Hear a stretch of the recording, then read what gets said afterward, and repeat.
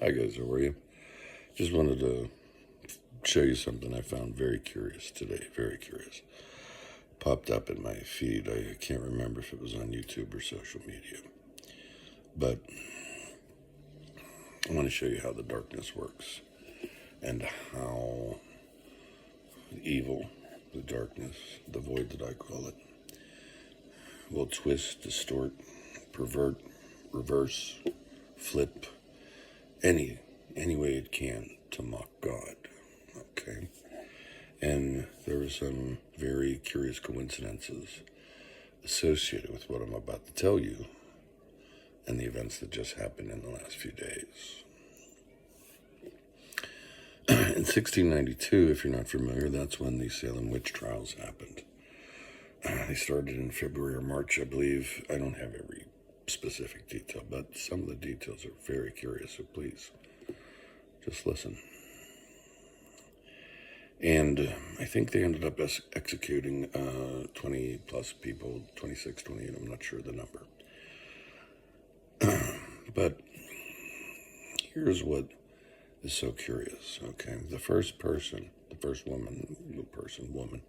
was a woman hanged for the witchcraft.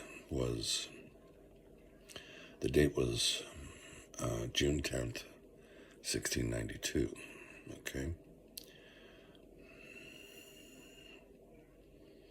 That is actually 333 years ago. See the mockery? Now it perverts, it twists, it flips, it does all kind of things to mock God. June 6th, that's right about 6/10, 1692. Flip that first 6 in June. 9/10, 1692. 333 years ago to the day Charlie Kirk was assassinated. See the mockery? And now the last of the executions were the date of the last, I think there was 8 people on that day. The last of the executions were done on September 22nd, 1692. Now, my friends in the Rapture Watchers should know this, that they were watching for this 9/23 or September 23, Joshua was told. And the Rapture Watchers picked up the UN meeting the day before. So they were watching the 22nd, 23rd, and 24th. September 22nd, 1692. Exactly 333 years ago. So now what was the Salem witch trials all about? Well, for a little background on that, okay, you can see my previous videos on Henry VIII. He couldn't get a divorce from the Catholic Church. He essentially became the supreme ruler of the Church of England, okay? And I'm going to tie this all in. And eventually, it came down to King James giving us, quote, the 66-book Bible out of the same lineage, bloodline. There's always a mockery in the bloodline. So I will chastise the purified version of the Bible because, you see, it was a sales pitch. They took out 7 books of the Bible and rewrote a couple things. And in full disclosure, I use the King James Bible quite a bit. But they went from 10 books of the Catholic Bible to the purified version of the King James. Now, why the Puritans was a sect of the Protestant Church. Curious, right?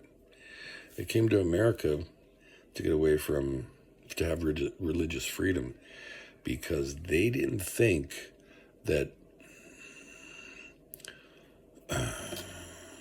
the Church of England went far enough.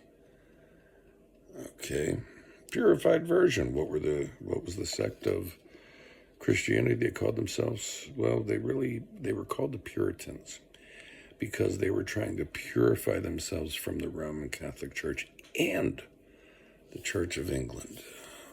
And they were really, really a sect of religion that they really took demons and witchcraft serious. I mean, serious. Little side note, and you'll find it in one of my videos. King James, the King James Bible, wrote 2 books on witchcraft prior to the, quote, purified version of the Bible. Do you see the correlation? Do you see the mockery? Do you see it? There are no coincidences in my eyes. Some of you will call that a stretch. Some of you won't. Some of you may think, wow. Others may go, whatever. But I just wanted to bring that to you so you could see for yourself how the darkness mocks. And if you take a moment, do me a favor. Deuteronomy is always a good read. But in Deuteronomy, I think it's 18. I think I have it pulled up here.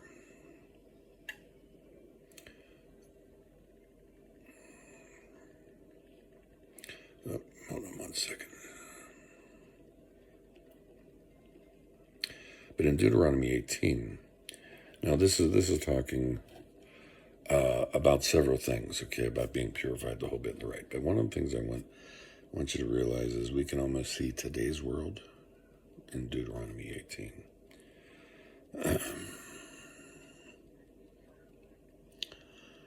When thou art come to the land which the Lord thy God giveth thee, thou shalt not learn to do after the abominations of the nations. Now here's where we're getting curious here, okay?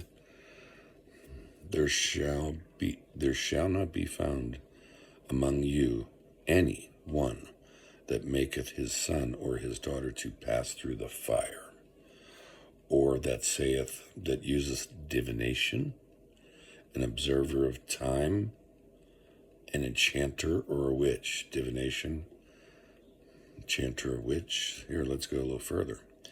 Or a charmer, or a consulter with familiar spirits, or a wizard or a necromancer.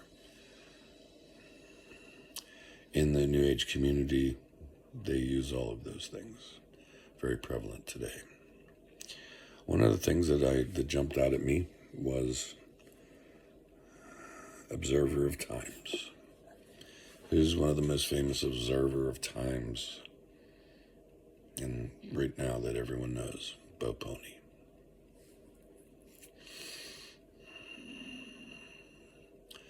Anyway, I'm going to do another video on a couple hard questions. But do you see the twisting? Do you see the perversion? Do you see the darkness? Do you see the coincidences and the mockery? Talk to you soon. Food for thought.